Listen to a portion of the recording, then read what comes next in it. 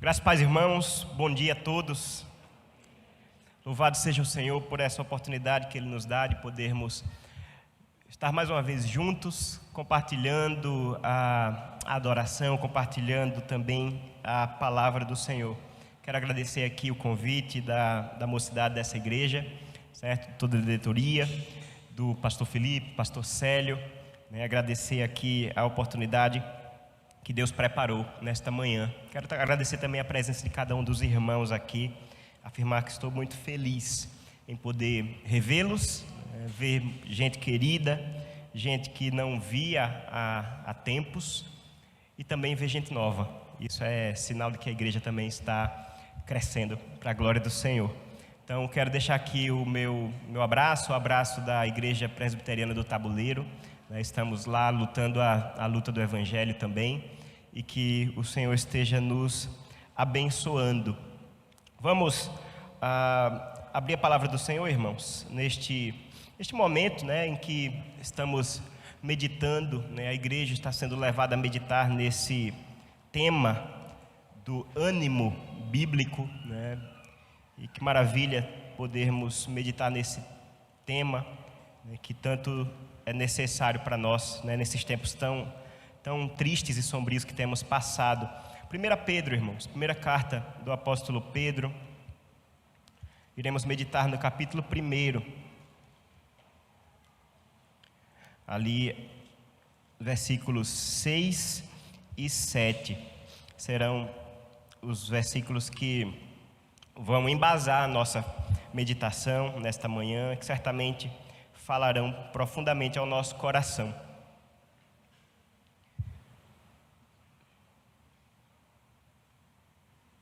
Os irmãos encontraram? Podemos ler, irmãos? Vamos ler com alegria, com fé. Estamos lendo a palavra do Senhor.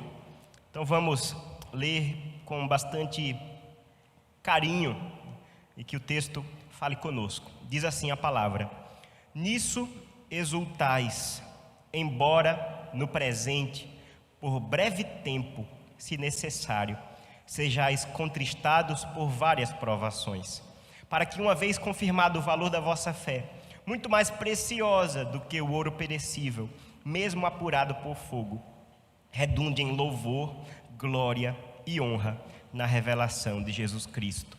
O texto é curto, vamos ler mais uma vez?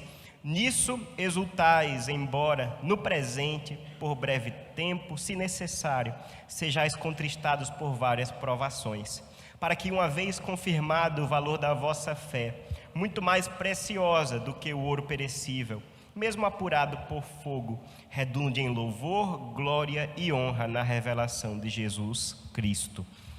Até aí a palavra do Senhor, irmãos. Vamos orar, vamos pedir iluminação ao Senhor, que Ele fale conosco. Santo Deus, eterno Pai, na Tua presença estamos, Senhor. Está aqui o Teu povo, este ajuntamento, Senhor, de crentes no Senhor Jesus, reunidos neste dia separado para adoração. Queremos, Senhor, neste momento, tendo nós já cantado, falado contigo, queremos agora, Senhor, ouvir Tua voz. Que o Senhor fale profundamente a nossos corações, que a Tua palavra seja aqui, Senhor, aplicada em nossos corações, em nossas vidas, que possamos aprender do Senhor e também Te obedecer. Em nome do Senhor Jesus, quero Te pedir por mim, pelos meus irmãos, Te agradecer, Pai, pela oportunidade que temos de ouvir a Tua direção sobre nossas vidas.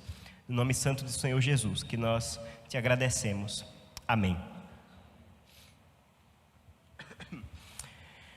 Me diga, irmão, você já passou por algum momento, um momento de extrema angústia, um momento de sofrimento, daquele sofrimento real que nós passamos, em que de repente você estava tão envolvido no sofrimento que o simples fato de alguém chegar do seu lado, tentando te animar, soa para você como um insulto.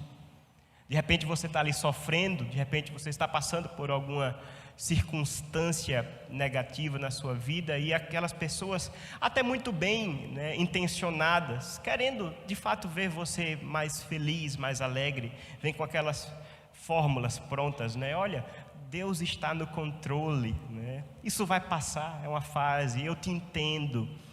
e a gente está tão envolvido na angústia que isso na verdade dói. Isso soa para nós como um insulto. Não, você não entende.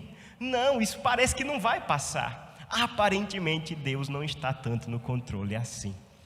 É interessante a gente perceber como o sofrimento, a angústia, né, esse estado de espírito humano, ele tem esse poder sobre nós. Ele coloca os fundamentos em dúvida. Ele parece que, o sofrimento parece que minimiza os nossos sentidos e até aquilo que a gente sustenta com tanta fé, com tanta confiança. Aqui no culto mesmo, no domingo, a gente canta, a gente fala sobre a alegria que temos no Senhor, mas no dia mau, no dia da angústia, parece que aquilo que a gente fala com tanta ousadia na igreja, parece que não faz tanto valor, tanto sentido assim na vida prática. O sofrimento tem esse poder, irmãos. O sofrimento, a angústia tem essa possibilidade de abalar o nosso mundo. De repente você também está no outro lado, testemunhando, acompanhando alguém que está sofrendo, e aí você fica também querendo até servir como instrumento para trazer alegria na vida daquela pessoa, e você não sabe o que falar. Você não sabe como conduzi-la, você não sabe como pastoreá-la, como aconselhá-la. E aí a gente se entrega também, né? Tapinha nas costas, está tudo bem. Mas será que está tudo bem? Será que de fato devemos ser tão rasos e levianos com o sofrimento, seja nosso, seja do outro? Vamos ver o que a Bíblia tem a falar sobre isso, né? A Bíblia fala muito sobre sofrimento, a Bíblia fala muito sobre angústia, e isso para o nosso conforto, para o nosso consolo.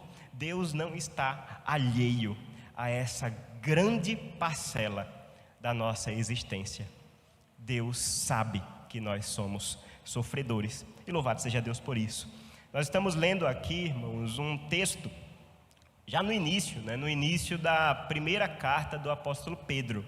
Pedro, né, apóstolo do Senhor Jesus, um dos 12 que caminhou com Cristo, que foi comissionado, né, enviado ao mundo para lançar as bases daquilo que seria chamado de igreja cristã.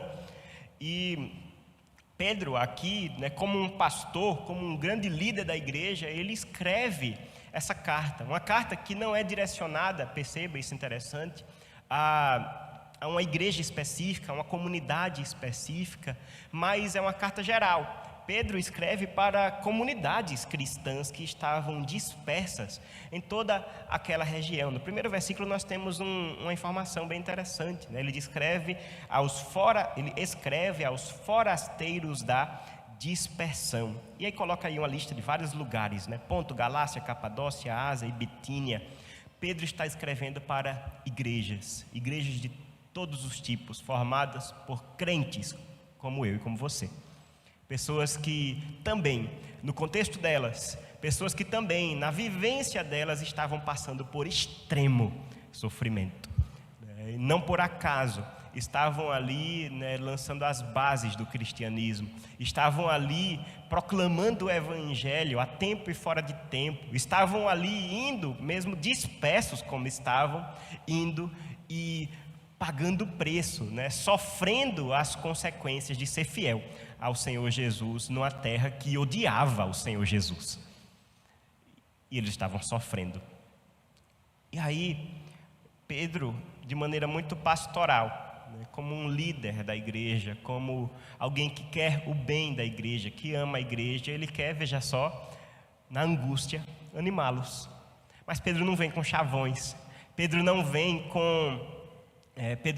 com fórmulas prontas, de maneira não comprometida, e querendo animar de maneira superficial os seus leitores. Pelo contrário, Pedro, ele traz um ânimo, Pedro traz aqui um conforto, uma consolação que é profundamente enraizada no próprio Evangelho do Senhor Jesus. E a primeira carta de Pedro é sobre isso, né? A primeira carta de Pedro é ele está escrevendo para pessoas que estavam lidando com o desafio de ser fiel ao Senhor, mesmo no meio do sofrimento.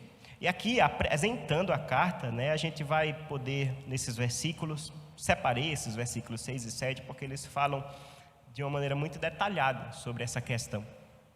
E vamos responder essa pergunta que está aqui acima de mim, do que de fato é o bom ânimo bíblico. O que de fato é o bom ânimo bíblico? Em primeiro lugar, o bom ânimo consiste em assumir a realidade da angústia.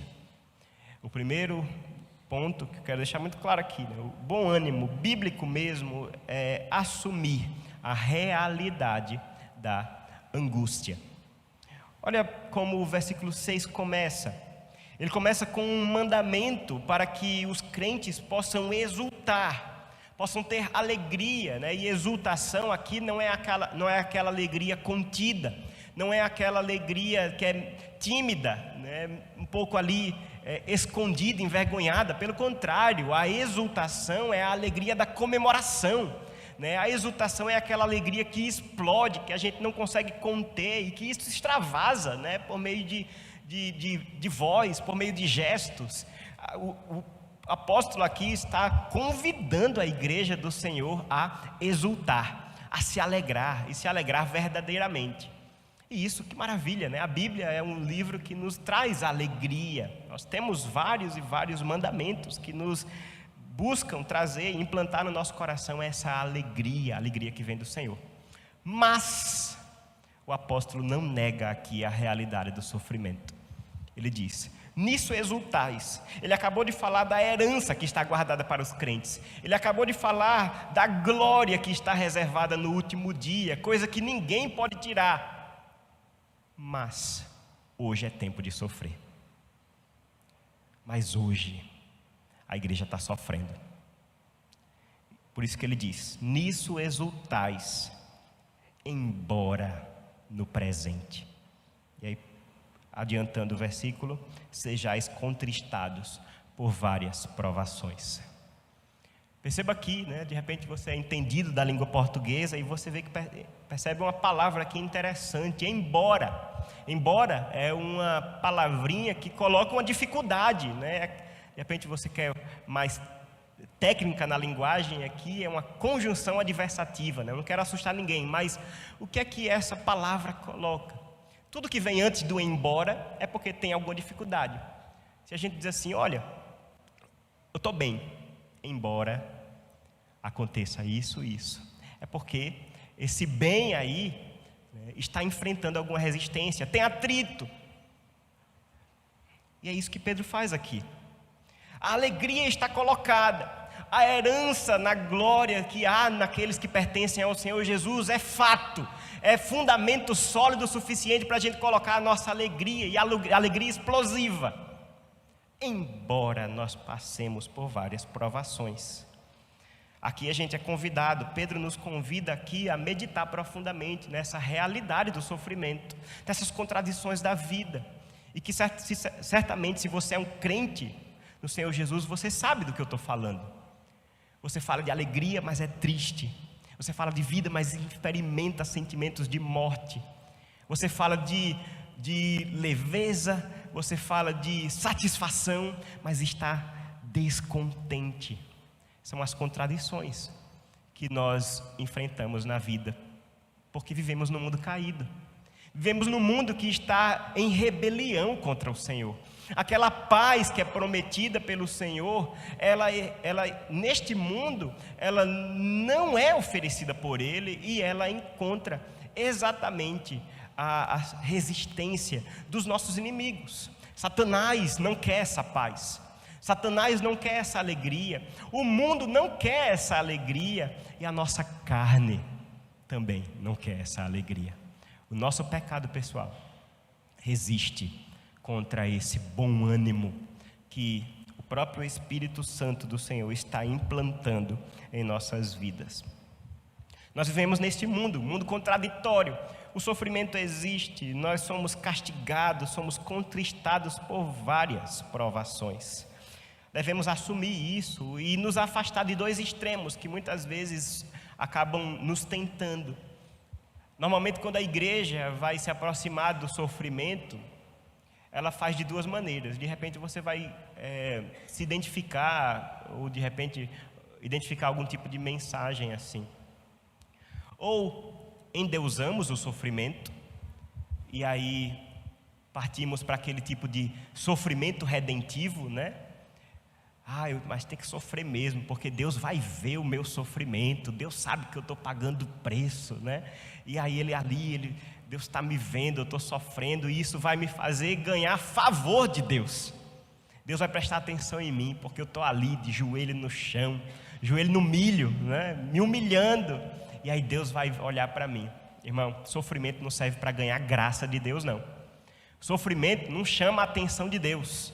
A graça do Senhor é derramada unicamente por sua livre e santa bondade. Nada que a gente faça, sofra, deixe de fazer, vai fazer a graça do Senhor aumentar sobre a nossa vida. Sofrimento não é redentivo. E a gente também não ama o sofrimento. A gente também não gosta de sofrimento. Mas a gente também deve fugir do outro extremo. Se a gente não deve endeusar o sofrimento, a gente também não deve demonizar o sofrimento. E aí existe aquele tipo de teologia, né, que vê no sofrimento, de repente, a ausência de Deus. Se eu estou sofrendo, onde é que está Deus? Se alguém está sofrendo, deve estar em pecado. Na verdade, quando nós lemos um versículo como esse, quando nós lemos o apóstolo Pedro, ensinando, pastoreando a igreja e sendo bastante honesto e sincero com ela: igreja, vocês estão passando por várias provações. Nós vemos aqui que uma fé saudável deixa lugar para o sofrimento. O sofrimento faz parte da vida humana. O sofrimento faz parte da vida daqueles que não conhecem o Senhor. E vejam só, o sofrimento faz parte da vida daqueles que conhecem o Senhor. A igreja sofre. E Pedro está aqui dizendo: embora no presente vocês passem por várias provações. Pedro localiza isso aqui no tempo. O presente da igreja é um presente de sofrimento. Ele estava falando com pessoas que estavam perdendo os seus bens, estavam deixando tudo para trás, estavam perdendo seus familiares, perdendo suas liberdades, perdendo suas vidas, estavam sendo levados para tribunais e acusando eles de mentiras. Pedro vai falar sobre isso no capítulo 3. Estavam sendo injustiçados. E aí ele diz: mas é isso que tem para hoje. A igreja sofre. E fazemos isso, irmãos, porque seguimos o nosso Senhor. Seguimos aquele que veio a este mundo e ele aqui sofreu. O nosso Senhor Jesus, no capítulo 53 de Isaías, é descrito como um homem de dores e que sabe o que é padecer. Sabe o que é padecer. No Credo Apostólico, um documento importante da igreja, que veio para lançar ali a confissão, ainda muito cedo, descreve ali o ministério do Senhor Jesus, entre o nascimento da Virgem Maria até a sua morte e ressurreição. O único verbo que tem entre o nascimento e a morte é padeceu. Se você quer descrever o ministério do Senhor Jesus, você pode até apontar os milagres, pode até apontar as palavras de sabedoria, mas não se esqueça que o nosso Senhor Jesus sofreu. E Ele mesmo disse: olha, vão odiar vocês porque me odiaram, vão perseguir vocês porque me perseguiram, até vão matar vocês porque me mataram. O presente da igreja é um presente de sofrimento, irmãos, mas ainda estamos falando sobre bom ânimo. Mas é interessante, irmãos, percebermos que se a gente quer de fato ter uma alegria, desenvolver a nossa vida passo a passo, dia a dia, uma alegria que seja firme e sólida no Senhor Jesus, nós não devemos esquecer o nosso sofrimento. O próprio Senhor Jesus afirma isso em sua linguagem, né, no versículo que provavelmente está sendo bem repetido nesse fim de semana. No mundo tereis aflições, mas tende bom ânimo. Nem o Senhor Jesus desconecta a nossa alegria das aflições que nós passamos neste mundo. Se você está sofrendo, se você está passando por um momento de extremo pesar, de ansiedade, de depressão, eu quero que você encare isso com honestidade diante do Senhor. Não se mascare diante de Deus e diante da igreja. Não é pecado sofrer. A questão é como você está sofrendo diante de Deus. Não mascare o seu sofrimento. Não finja que você é mais forte do que você é. Não finja que você é mais crente do que você é. Pelo contrário, assuma que biblicamente o sofrimento faz parte da vida da igreja, assim como fez parte da vida de pessoas do passado, até mais maduras que nós, até mais envolventes que nós, até mais capacitadas, até mais ousadas, missionários, grandes pastores, apóstolos, foram acometidos por angústia pesada. O profeta Elias entrou em depressão. O apóstolo Paulo se angustiava diante de Deus com um espinho na carne que ele mesmo chamou de mensageiro de Satanás. E nós sofremos. O bom ânimo consiste, em primeiro lugar, em assumir a realidade da angústia.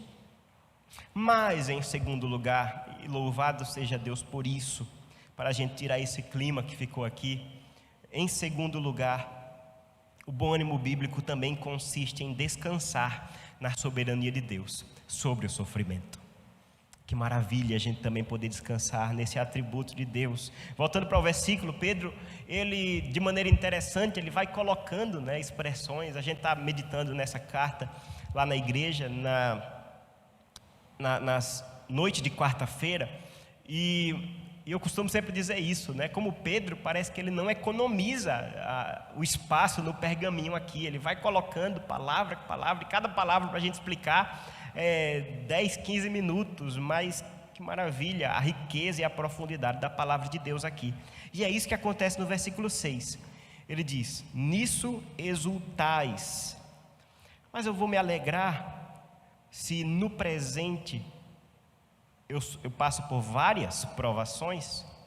Mas aí ele qualifica essas provações. No presente, por breve tempo, se necessário. Por breve tempo e se necessário. Em primeiro lugar, por breve tempo. A angústia é real, o sofrimento existe, o crente sofre e sofre muito. Mas este sofrimento tem limite. Pedro está aqui dizendo: vocês estão sofrendo, vocês estão perdendo seus bens, família, liberdade, a vida. Mas saibam que a gente pode descrever, e com muita fidelidade bíblica, que por mais grave que seja a angústia que você está passando, igreja do Senhor, essa angústia é por breve tempo. É por breve tempo. Aqui a gente pode até dizer que o apóstolo está sendo irônico. Como assim, Pedro? Como assim? Você sabe como é que estamos vivendo aqui na igreja? Você sabe como é que estamos vivendo nas nossas comunidades? De repente aí em Jerusalém está até tranquilo, mas aqui você precisa ver. Há anos que eu venho sofrendo, há anos que eu venho lutando, estou chorando dia e noite. Parece que a alegria nunca vem. Como assim você está dizendo? Por breve tempo. E a gente deve lembrar. E eu quero lhe convidar. Olhe para o seu sofrimento na perspectiva da eternidade. Olhe para o seu sofrimento, olhe para aquilo que você está passando, não de acordo com o que o mundo diz, não de acordo com o que os seus olhos humanos têm a dizer, mas olhe de acordo com a perspectiva daquilo que é eterno. E aí sim, Pedro acabou de falar da herança que está reservada para os crentes. Pedro vai falar mais na frente da glória do Senhor Jesus. E agora ele diz: se a gente olha para uma glória eterna, se a gente está buscando a glória de Cristo, se a gente olha para a nossa angústia, por mais longa que ela seja, é de fato por breve tempo. Porque vai lá, se você tem aqui 70, 80, 90 anos de duro sofrimento nessa terra, é de fato uma vida inteira, é muito tempo. Mas agora compara isso com a eternidade. E na perspectiva da eternidade, 90 anos é muito pouco. Na perspectiva da eternidade, 1 ano chorando, 2 anos sem saber a saída, 3 anos lutando amargamente contra o sofrimento no nosso coração. Ah, meu irmão, na perspectiva da eternidade isso não é nada. É apenas uma parcela da nossa vida que já ficou para trás. E seguiremos eternamente e em extrema alegria, experimentando em nossa vida, em nosso coração, e não somente em nós, mas em todos que estarão à nossa volta, essa alegria, uma alegria que não passa, uma alegria duradoura, que é fundamentada unicamente na graça do nosso Deus. Que o sofrimento, o pecado, a morte, a doença não vem tomar. Analise e olhe para o seu sofrimento hoje, como Pedro está aqui nos ensinando a fazer, na perspectiva da eternidade. Pode parecer muito, mas na verdade é muito pouco, é breve tempo, porque Deus mesmo coloca um limite. Aqui a gente descansa na providência de Deus, a gente descansa na soberania de Deus sobre o sofrimento. Deus é poderoso para colocar um basta no sofrimento, e se Ele não faz isso no nosso tempo hoje, Ele certamente separou um dia para fazer, quando o nosso Senhor Jesus voltar. A angústia tem limite, louvado seja Deus por isso. Ela é verdadeira, ela é real, ela dói, mas tem limite. E é Deus quem coloca esse limite. Por breve tempo e se necessário. Se a angústia tem limite, a gente também pode descansar também no fato de que a angústia tem propósito. Pedro está dizendo aqui, olha, vocês vão passar por várias provações, mas só vai acontecer isso se necessário. Se necessário. Está aqui um consolo para a vida do crente quando nós nos deparamos com o mal. Se o mal existe, onde está Deus? Se Deus é bom, por que o mal? É um questionamento milenar. Pessoas muito mais inteligentes que eu quebram a cabeça para resolver este problema, o famoso problema do mal. Mas aqui, irmãos, está aqui um descanso para o crente. A gente não precisa resolver racionalmente esse problema, porque a palavra de Deus nos oferece este descanso. Deus é bom, o mal existe, mas Deus tem um propósito sobre todas as coisas, até sobre o mal, até sobre o sofrimento, até sobre aquilo que tira o nosso sono, até sobre aquilo que coloca lágrimas nos nossos olhos. Você é convidado aqui, eu quero convidar, desafiar você a fazer isso em nome do Senhor Jesus. Olhe para isso que você está passando de acordo com a sabedoria de Deus. Deus tem um propósito em todas as coisas. Se necessário, aqui a gente descansa. Eu quero convidar você a descansar. Não tem uma gota de sofrimento que Deus não deixa que se derrame em nossas vidas, que Ele não tenha propósito. E faça essa oração comigo, em nome do Senhor Jesus, que você possa estar aberto a tudo aquilo que venha te fazer mais próximo de Deus, mesmo que isso doa.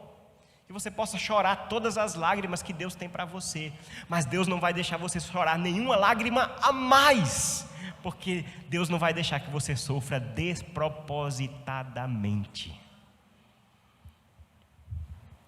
Se necessário, nós passamos por várias provações. E como o Espírito Santo é maravilhoso, ele também nos revela aqui esse propósito maravilhoso. O versículo 7 está aí para isso. Veja, se necessário, sejais contristados por várias provações. Mas qual a necessidade? Qual o propósito? Qual o significado? Versículo 7. Para que, uma vez confirmado o valor da vossa fé, muito mais preciosa do que o ouro perecível, mesmo apurado por fogo, redunde em louvor, glória e honra na revelação de Jesus Cristo. Às vezes a gente pergunta, né? Por que eu estou sofrendo? O que é que Deus quer me ensinar? O que é que Deus quer que eu faça? São perguntas legítimas, sinceras e que são muito complexas. Eu estaria sendo superficial demais se eu apresentasse aqui uma resposta que satisfizesse todas essas perguntas, né? Isso é papel do gabinete, né? É papel, né, do aconselhamento específico. Mas para o consolo da igreja, se Deus tem muitos propósitos para os nossos sofrimentos, Ele deixou o principal revelado. É para a glória do Senhor. É para a glória do Senhor. É para que a nossa vida brilhe para a glória de Deus, para que a nossa fé, sendo provada, testada, purificada por meio do sofrimento, possa brilhar mais forte e mais valiosa para a glória do Senhor Jesus. É exatamente isso que está dizendo aqui no versículo 7. E Pedro usa uma linguagem muito interessante, a linguagem do ouro, né, sendo purificado. Um ouro, né, que é um metal precioso, feito para, né, com ele é feito joias e tudo mais, e tem um valor. Mas ele, como é encontrado na natureza, ele está impuro. Ele está ali misturado com outras coisas que não são tão valiosas assim, que devem ser rejeitadas. Mas só dá para purificar o ouro jogando ele no fogo. E ele entra no fogo. E no fogo, isso é maravilhoso, o ouro continua sendo ouro. Mas aquilo que não presta sai. Aquilo que não presta é consumido. E aí Pedro usa essa linguagem.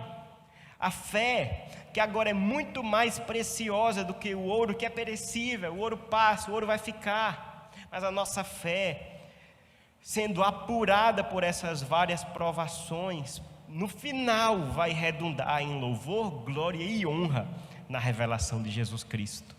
O que Deus está fazendo no seu sofrimento? Muitas coisas, como eu disse, são muitas respostas, mas uma eu posso deixar muito clara aqui.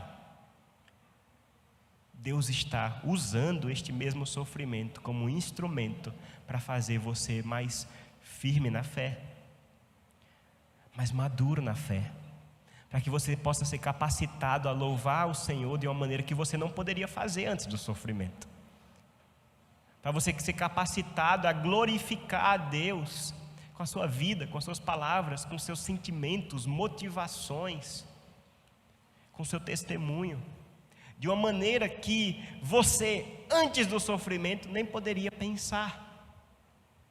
Deus está purificando a sua igreja, usando até o sofrimento. Louvado seja Deus por isso, irmãos. Deus tem um propósito na angústia. Deus tem um propósito no sofrimento. Pedro está aqui dizendo, olha, se necessário vocês vão passar por provações. E aqui mais uma vez nós nos lembramos do nosso Senhor Jesus, que vivendo também com os seus discípulos, vivendo com aqueles que estavam ali com ele, vivendo uma vida tão legal, boa, de compartilhamento, de aprendizado, arrebanhando multidões. E daquilo que a gente poderia chamar do clímax do ministério de Jesus, ele vira para os seus discípulos e diz, é necessário que o Filho do Homem sofra. É necessário que o Filho do Homem seja entregue e morra. O sofrimento do Senhor Jesus tem propósito. Qual o propósito do sofrimento de Cristo? Qual o propósito do sofrimento do Senhor Jesus, de sua morte dolorosa, de sua morte injusta e cruel?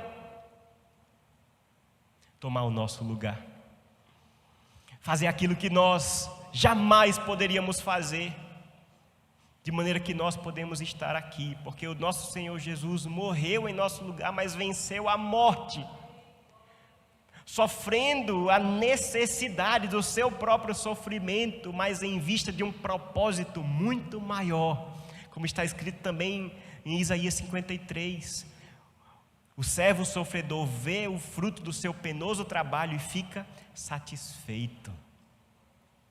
Cristo abraçou o propósito do seu sofrimento, nos dando agora o exemplo, para que possamos também reconhecer a duras penas, com lágrimas nos olhos, que cada lágrima dessa tem um propósito diante de Deus. Deus não está longe do controle, Deus não está fora do trono, Ele está reinando soberanamente, com sabedoria, pronto a colocar cada propósito em nosso sofrimento e cada limite em nossa angústia, e nele somos chamados a descansar. E agora sim, irmãos, no versículo 6 nós somos aqui animados, nisso exultais. Aí está o nosso ânimo, aí está o nosso bom ânimo, encarando a realidade do sofrimento, encarando a soberania de Deus sobre este sofrimento, que coloca limite e propósito sobre cada dor que nós sentimos, e tudo isso para a glória do Senhor. No versículo 8, não vou falar muito sobre isso, mas no versículo 8, nós vemos que Pedro aqui afirma que todo este processo, diz que a quem, no versículo 8, a Jesus Cristo, a quem não havendo visto, amais. Quando ele fala de Jesus, certamente Pedro lembra dos seus dias, dos dias que passou andando com o Mestre, daqueles 3 anos intensos, um intensivão ali de ensino, de discipulado aos pés do Senhor Jesus. E Pedro certamente podia dizer: nossa, que saudade, como eu amo o meu Senhor, como eu amo o meu Mestre, porque eu andava com Ele, dormia com Ele, comia com Ele, ria com Ele, ouvia suas palavras, era por Ele confrontado, consolado. Ah, como eu amo o meu Mestre Jesus. Mas agora Pedro, o apóstolo que viu o Senhor Jesus face a face, de carne e osso, ele olha para a igreja e diz: vocês não viram a Jesus, mas vocês amam a Jesus. Que maravilha, que maravilha, nós estamos aqui, distantes no tempo e no espaço, não vimos a Jesus. Ah, mas como amamos a Jesus, como amamos a Jesus. Como isso é possível? É pela fé, é pelo Espírito Santo, e é por andarmos em suas pisadas, porque esse Cristo sofreu. Quando nós sofremos, aí podemos dizer: ah, eu estou parecendo um pouco mais com o Senhor, porque Ele foi injustiçado, porque Ele sofreu, Ele padeceu, mentiram sobre Ele, Ele perdeu tudo. E aí eu posso experimentar, como Paulo fala, Deus tem me dado a graça de não somente crer no Senhor Jesus, mas também sofrer por Ele. E aí a gente tem ânimo no mais terrível do sofrimento. O mundo não oferece isso. As filosofias, as ideologias não oferecem isso. Você pode buscar estratégias, métodos, você pode até ter algum alívio, mas bom ânimo eterno somente naqueles que amam o Senhor Jesus.